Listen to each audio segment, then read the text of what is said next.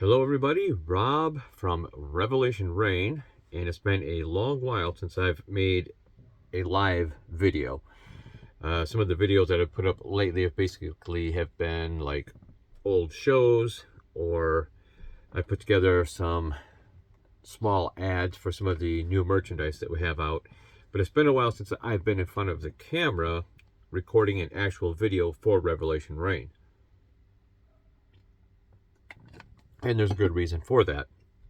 The band has been on hiatus or breakup or whatever you want to call it for about 2 years now, maybe a little bit longer than 2 years. I think the last show that Revelation Rain played was in September of 2022.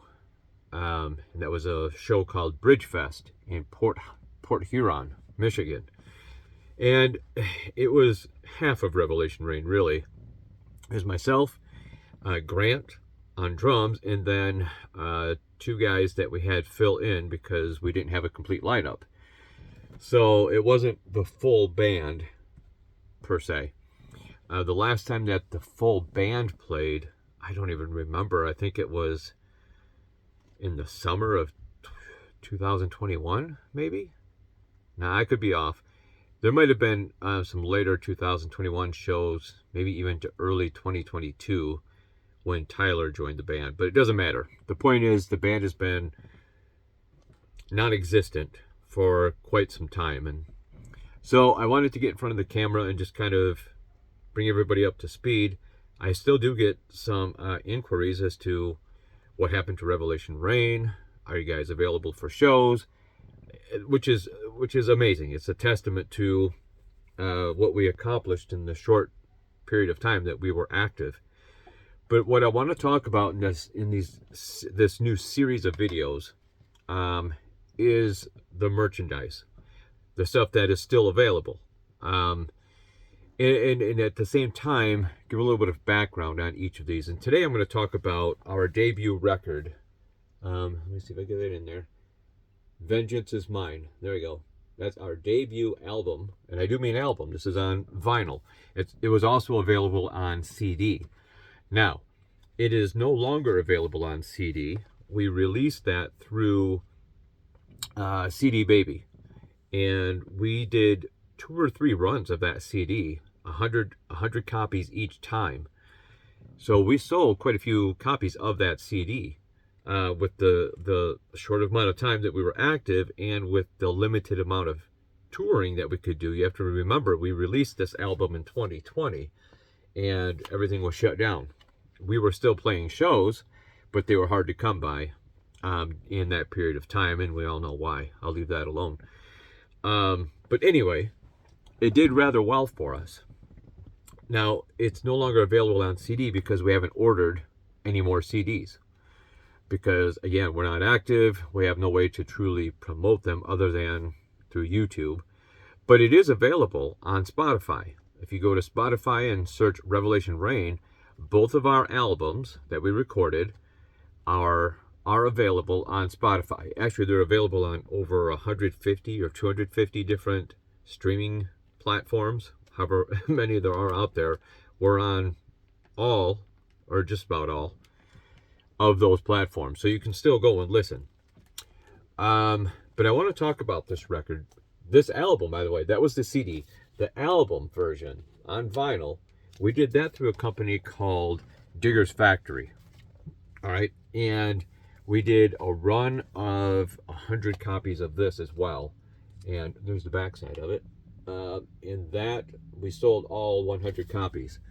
I have a copy. I have one copy for myself, and that's it. So I hold on to this because the only way to get this as of now would be to reactivate the sales campaign that we did on Digger's Factory, but that would be kind of expensive. So probably won't do that. What I might do, though, is reissue this through the company that I released our second album on, which is called Elastic Stage, but that's getting ahead of myself. That's the next record. For this album, unfortunately, like I said, it used to be available on CD, it used to be available on vinyl, but now if you want to if you want to listen to it, it's only available on streaming platforms. But you can also go to our YouTube channel, search Revelation Rain, go to our YouTube channel, and you'll find all kinds of videos from shows that we've done, interviews, and whatever else. So that is still active as well. And I do have a Revelation Rain Facebook page if you want to go and check that out. Just, again, search Revelation Rain. So I want to talk about this album. As I said, it was recorded in 2020. I believe it came out in August 31st, actually. I remember because it's my youngest sister's birthday. This came out on August 31st of 2020. Now, I think we spent 4 or 5 days recording the album. We did it in record time. We went into a studio. At the time, it was called Soundfield Studio.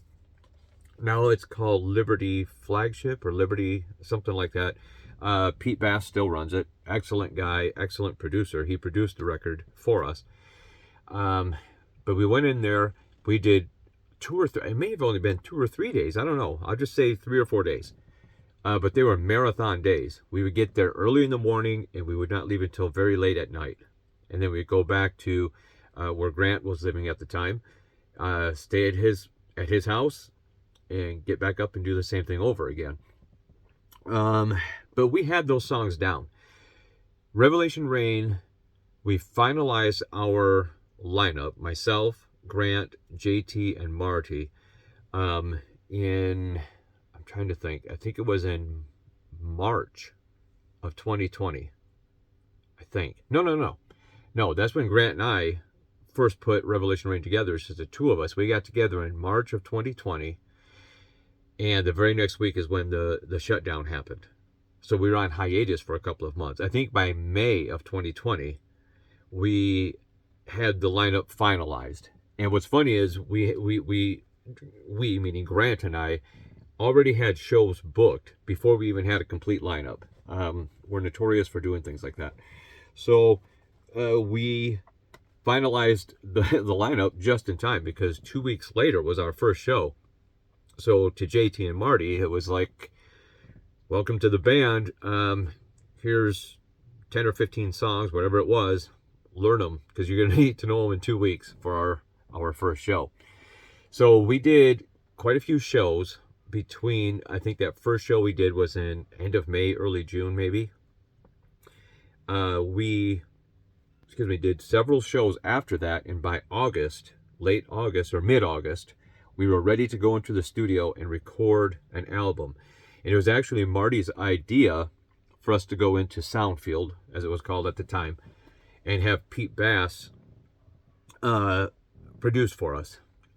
Initially, the idea was, well, we'll just record it ourselves digitally and save ourselves some money. But I'm so glad that Marty talked us into going to the studio. It turned out much better. So we went into the studio, like I said, 3 or 4 days, marathon days, and recorded the record.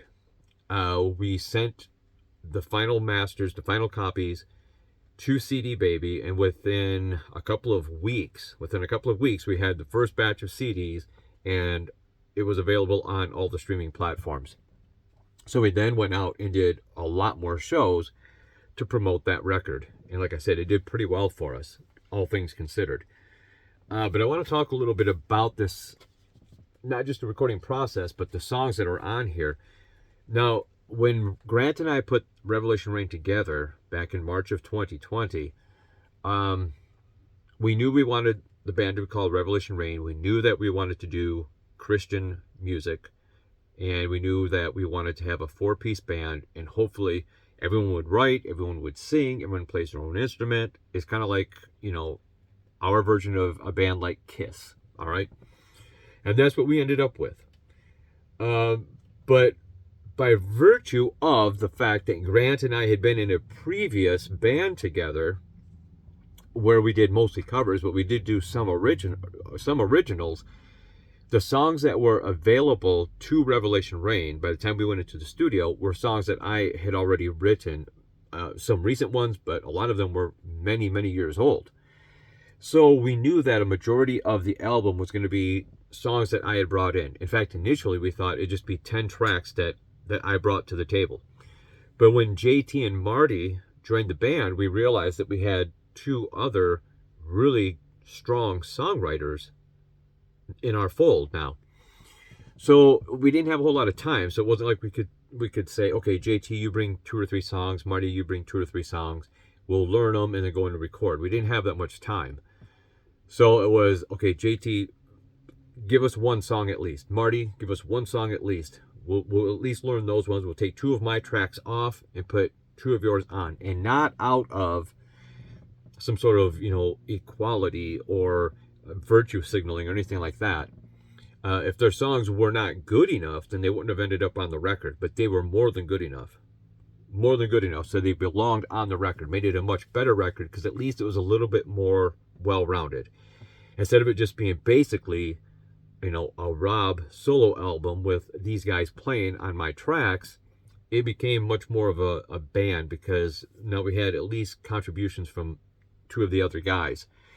So we ended up recording 10 songs for Vengeance Is Mine, 8 of which were ones that I had brought. Like I said, some of them were older songs that I had for 10, 15, 20 years, and then a couple of new ones that I brought. And then Marty brought a song and JT brought a song. So I'd like to go through each of those songs on here and just give a little bit of background on them. And like I said, this is kind of to promote the merch that we have out there. Like I said, unfortunately, this is not available on vinyl or CD anymore, but you can go to Spotify or your favorite streaming platform and listen to these records. At some point, I probably will go through Elastic Stage and have this re-released on record and CD as well. All right, so anyway, the tracks, the songs. New Kind of Man. We knew we wanted this to be the opening track because it's very aggressive. It sets the pace for the rest of the record. When you listen to an album, the songs are in a particular order for a reason. It's supposed to take you on a journey. It takes you on a ride. Okay, there will be peaks and then areas where it brings you down some. Peaks, brings you down some. It's all about pacing. It's what you do when you make your set list for a live show. It has to keep people interested, but you can't have intense because people will just they'll get too tired, and then the rest of your show they just tune out or they leave. They're too tired. So you have to pace it. Start off strong, kind of ease down for a little bit, and then finish strong as well. Kind of like running a marathon, running a race. Okay, it's all about pacing, and the same thing with a record. And we're very old school, so it wasn't about like just a collection of tracks, which is what most artists do now. They just release singles, and then maybe they'll put a compilation together or whatever.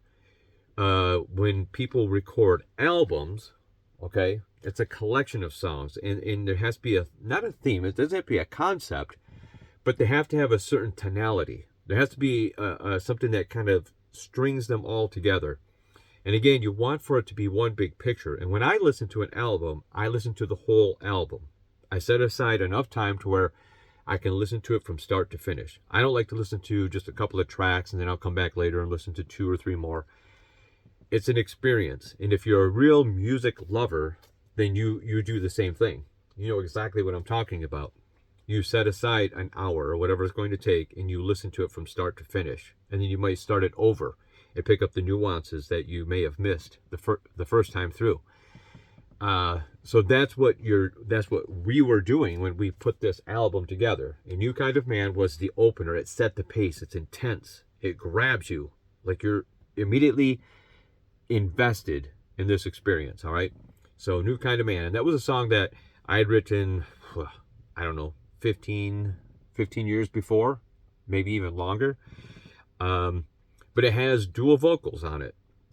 And JT is actually singing the lead vocal, and I'm just throwing in one-liners here and there. But he had that perfect voice, exactly what I was looking for when I wrote the song. That I knew I can't sing this. I don't have the voice for it. For the one-liners, yes. But for a majority of the song, I needed somebody that had an intense, gravelly vocal, and JT had that. And so when we got JT in the band, I was like, yes, that will take care of New Kind of Man, and it takes care of Vengeance Is Mine, which I'll get to later. But so it's a dual vocal, lead vocal on that. A majority of it JT, and he nailed it. And it's a very good track, very intense. The playing is awesome. Everybody played very well on this record.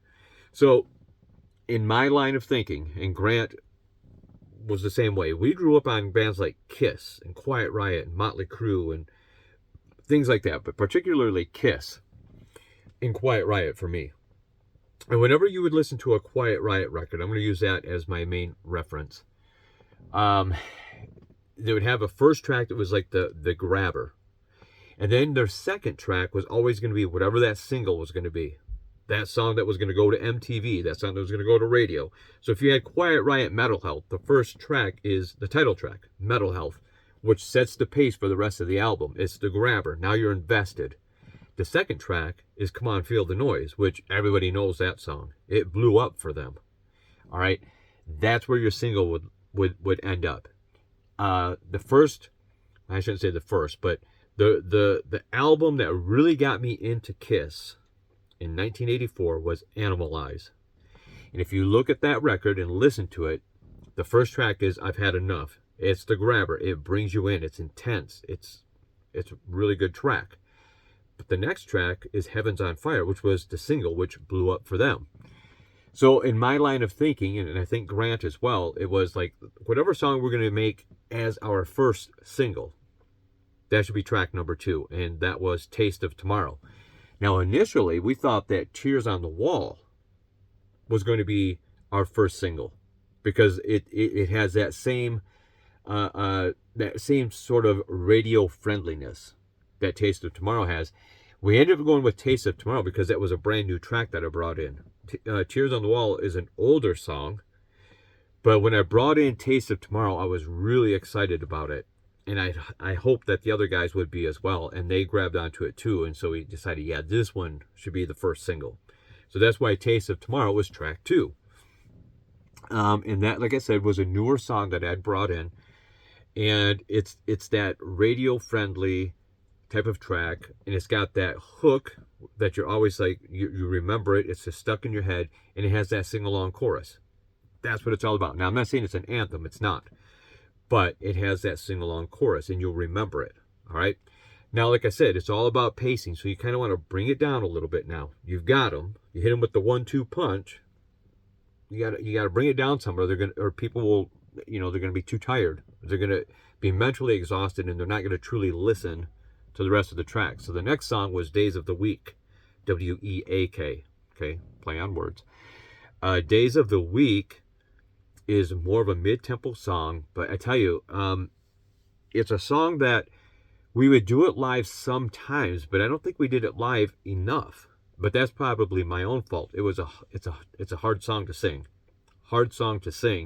So a lot of times, Days of the Week would get left out because I just knew, like, guys, by the time we get to that track, I won't have enough. I won't have enough left to do that one, not to do it properly. So Days of the Week was actually a song I had written many years ago, and I liked it, but I always thought it was just kind of a throwaway. Like, okay, it's there if ever we really need it, but it wasn't something that I initially was going to bring to the record by any means. And then I remember we were doing we did a few live shows before we actually went in to record. And we were coming up short on tracks. We needed to fill a set list, and we'd thrown in even 2 covers, which we tried not to ever do, but at most we would ever do was 2 covers. And we were still coming up short. It's like, guys, we got another 5 minutes we need to fill. What do we do?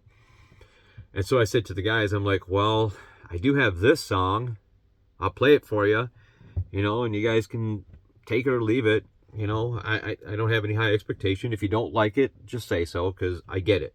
Because I thought they're not going to like the song. It's too moody. It's too ethereal. It's mid-tempo. I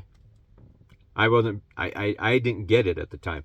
Anyway, I play it for them, and they're looking at me like, are you an idiot? Are you stupid? Are you playing a trick on us? The song is great. what, you should have brought this a long time ago. So we went with it. And like I said, it was added to the live set for a while, and it ended up as track 3 on our debut album. And it's one of those songs where it brings it down a little bit. It gives people a breather, so to speak. Not a boring song, not where this is a song where I can, if I'm going to let it play through and go outside and shoot a couple of hoops or go to the bathroom, you don't want to miss it. It's just, it gives you a little bit of a reprieve, okay? So Days of the Week, which now I love the song. Absolutely love it. And lyrically, I always loved it. The lyrics, it was true inspiration because they came together so perfectly. It tells a great story. And like I said, it's a play on words, but it works out so well. Listen to it. You'll know what I mean. So we're continuing that journey, leveling off, going to bring it down, but level off a little bit. The next track is the only ballad on this record, and that's Alone. Alone was a song that I had written back in 1997, I believe. No, 1998. And the reason I know that is because I had just started working at Old Kent Bank in Grand Rapids. And the gal that sat next to me, we had our own little, cubicle, whatever. But it'd be 2 people in the same one. Doesn't matter. Anyway, she sat to my left. And I don't remember her real name because I give everybody nicknames, right? So I always called her Martha for some reason. So that's all I remember, Martha. But she and her boyfriend had some sort of a disagreement. Well, it wasn't a disagreement. She found out that he had cheated on her. So she said, man, I get all these emotions and I know you play music. And at the time I was in a band. Could you write a song about this? About the fact that, I found out he's cheating on me and what do I do and this, that, and the other. And I'm like, okay, sure. That's cool. You've given me an idea. I'm going to rise to the challenge. I went home and I knew I needed to find the chords first. I needed some music. And I hit on this inverted chord that just sounded so beautiful. And I was like, I can build something around this. And sure enough, the rest of the music came relatively quickly. And then I knew, okay, now the lyrics. And so I just started off, how do you sleep at night? What would I say if somebody had cheated on me? How do you sleep at night? How do you hold your head up high, knowing you tore my heart out? And it just started to flow, and I got it all done, and I recorded it, just me on a guitar into a little tape recorder. That's all we had back then. And then I took her the tape or CD, whatever, the next day, and she listened to it. She's like, I love it. She goes, this is beautiful. She goes, but I was thinking more along the lines of something like I Got You, Babe by Sonny and Cher. I'm like, okay, well, I guess we're not exactly on the same wavelength, but I got a great song out of it. And so it ended up on the record. We did that song live quite a few times, and that song always went over well. Now, as I had said, Grant and I had been in a previous band together months and months before. And at the time, we were doing mostly covers and then 4 or 5 of my originals. And I remember Grant and I kept saying, let's bring Alone into the set list. Let's do Alone. And for some reason, the lead guitarist we had at the time would never learn it. He would never take the time to learn the song. And it's not hard. It's not a hard song to learn. It's not that he didn't have the ability to. He just never did. And we never understood why. So we never did it live in that band. Revelation Rain, we did it live quite a few times. And it always went over well. And it's a beautiful song. And I don't mean to say that because it sounds like I'm bragging because I'm the one that wrote it.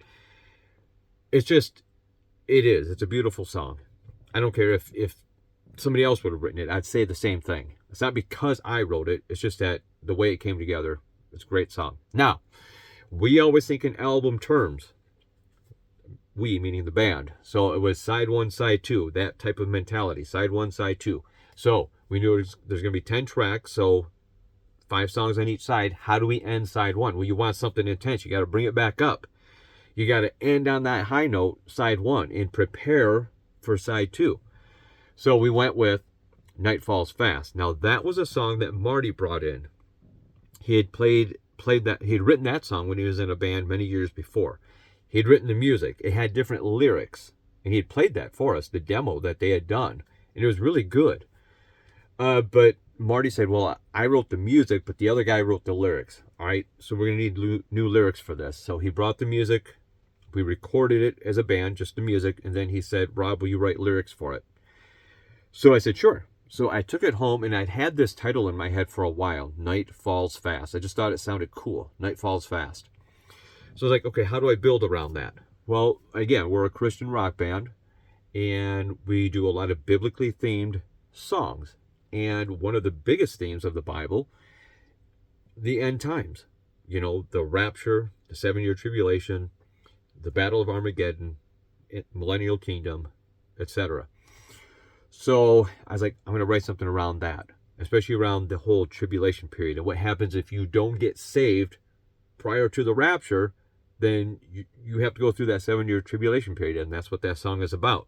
So Marty wrote the music, I wrote the lyrics, and it turned out great. And it's just as intense as New Kind of Man. So they're great bookends to the side one of the record.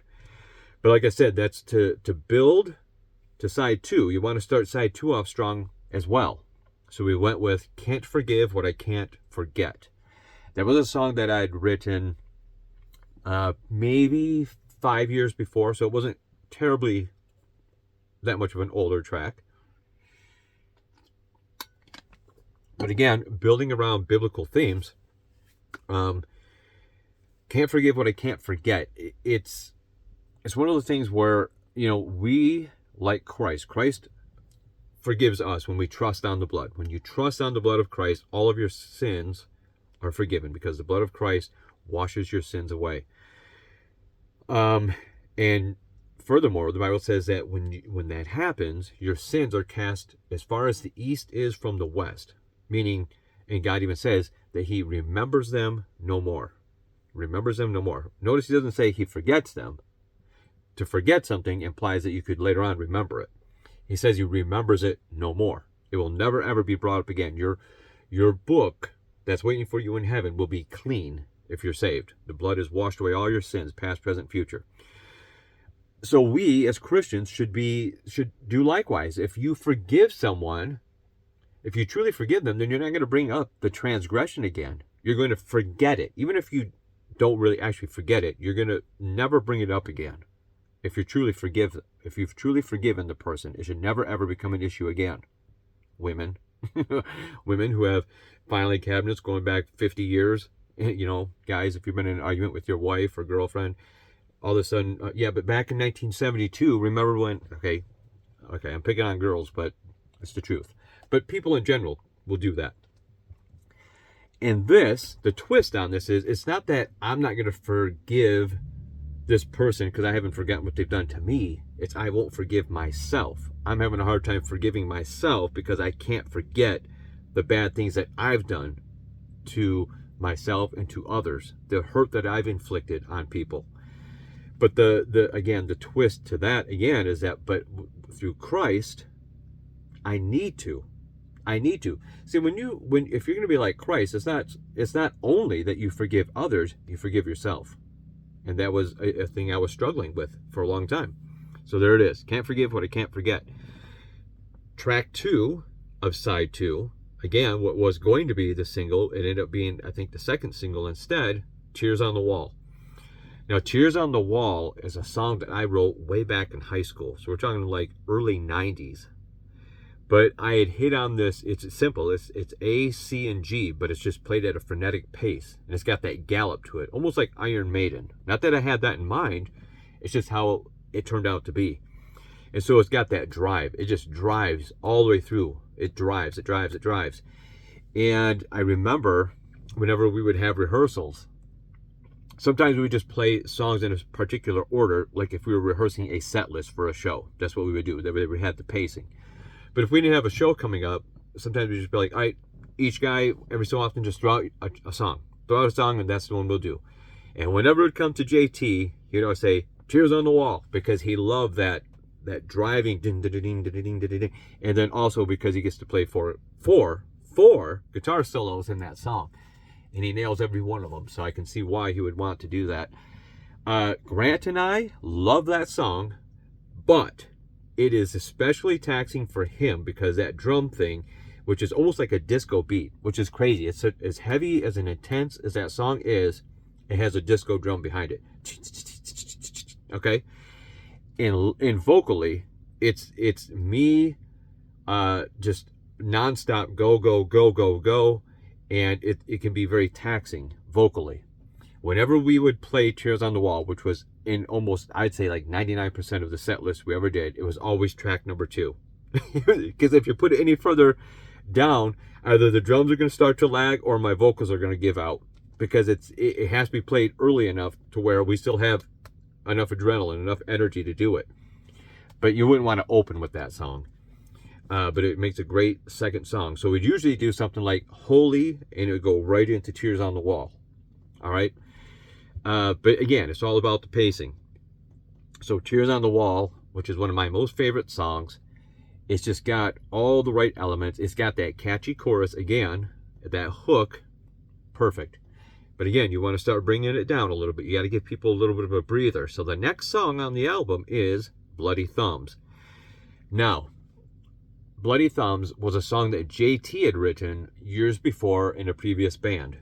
He had written the music, but whomever else had written the lyrics. So he could bring the music, but not the lyrics. So we rehearsed it, recorded it, and then he asked me to put lyrics to it. And I'd always had this song title laying around of Bloody Thumbs. Now that goes back to Aaron in the Bible, the brother of Moses. And when God started to implement the whole priesthood thing or whatever else, and it says that, there was blood to be put on his, I'm doing left because I'm left-handed, on his right ear, his right thumb, and his right big toe. All right? And there's reason for that. I'll let you read your Bible and figure that out. But I thought, okay, Bloody Thumbs, I can go with that. I can do something about that. So the lyric starts off, be careful what you do, be careful what you hear, be careful of where you go, atonement is drawing near. So I'm hitting on all these things, what you hear, what you do, and where you go, your big toe, all right? To hit on the fact that, okay, it's really all three, but we're just going to talk about the Bloody Thumbs.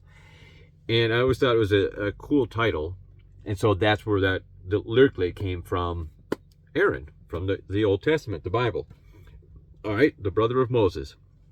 But that song has such a cool, ethereal chord progression that JT plays so expertly. It's haunting, and it's so awesome. And then at the very end, it just kicks into this awesome riff that just drives. And we used to play it exactly as what you hear on the album, where it would go through that driving riff, I think, twice.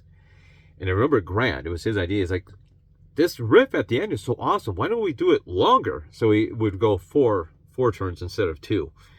But still, great track. So we're getting close to the end of the album. You want to pick up the pace. You're running that race, the marathon. Now you need to kick into high gear. We went with a song called I Want You. And I wrote that song a long time ago. And I actually wrote that on the bass. I had the bass riff before I had anything else. I wanted something that had kind of I don't want to say funky, because I'm not really into funk a whole lot. It's all right. I like some of it. But I wanted something that was kind of funky / punk. Okay? A cool riff, a nice walking bass riff, because one of my favorite bass players, in fact, my favorite bass player, Gene Simmons, always did these amazing walking bass lines and ghost notes. And it was just, I love his bass playing. So I wanted something like that. So I came up with the bass line, and then I put the chords over it. And the chords are basically just following the bass, but the bass is doing all these ghost notes in between. If you listen to the song, you'll know what I'm talking about. And I remember when the record came out and we sent it out to different magazines and radios and whatever else, when people would do reviews of it, they'd say, this album is solid, it's got this, and this, but this I Want You has a cool bass line, and it sounds really punkish. It's not like the rest of the songs. And the joke was that of all the songs, 10 tracks, the one song that Marty didn't come up with his own bass line for is I Want You. And so the song that people is stuck out because because the song starts off with a drum beat and then the bass comes in. So it's prominent. But trust me, there's songs on this record that have much better bass lines because Marty is a much better bass player than I'll ever hope to be. It's just that I Want You had it so much more prominently, so it stuck out. And it is catchy. But it's just funny that Marty, the bass player extraordinaire, the one song that got singled out for an excellent bass line was the one that he didn't even write the bass line to. The irony, right? So, I Want You. There we go. And last but not least is the title track, Vengeance Is Mine, which just lends itself to being a closing track. It encapsulates this ride, this experience that you've just taken. And it's got the dual vocals between JT and myself. And then at the end, there's this coda where there's an exchange in vocal between myself and Grant. All right. But it starts off hard, and it's just, you know, that driving beat and the driving guitars, and it's intense. And then it mellows way out. It goes into this acoustic part, okay? And it's got, like I said, this alternating vocal between myself and Grant. And then it picks up again. And it ends just so heavy and driving. Excuse me. And that was always the song we would do last in our set list. And we really worked that song up. That's when we'd have the smoke going off, and Grant had these police cruiser sirens that would come on, and the laser would be going, and it was a song that really just was a perfect way to end an album, and the perfect way to end a live set. Now, at the very end of Vengeance Is Mine, we do this, like I said, this intense thing that comes after the acoustic part, and then we paid a little ode, a little tribute to Kiss. And if you listen to their debut album, Black Diamond, which is the last song on that album, they do this ending thing where they're just hitting one chord over and over. It's droning. Bam, bam. Okay, and so we kind of did our own version of that, and that's how it ends. But what a great song, great album. And like I said, it had dual vocals between myself and JT, which was perfect because they're kind of... it's telling a story, and so you're getting the two different perspectives, and that's why it has dual vocals, and JT just killed it. It was awesome. So anyway, guys, that's Revelation Rain, Vengeance Is Mine, saith the Lord, our debut album. Like I said, I'm going to try to get this available again through Elastic Stage on vinyl and CD, because it is out of print through CD Baby and Digger's Factory. But when it becomes available, I will let you know, and you can get your own copy. Great debut record. So that's that. You guys take care, and God bless.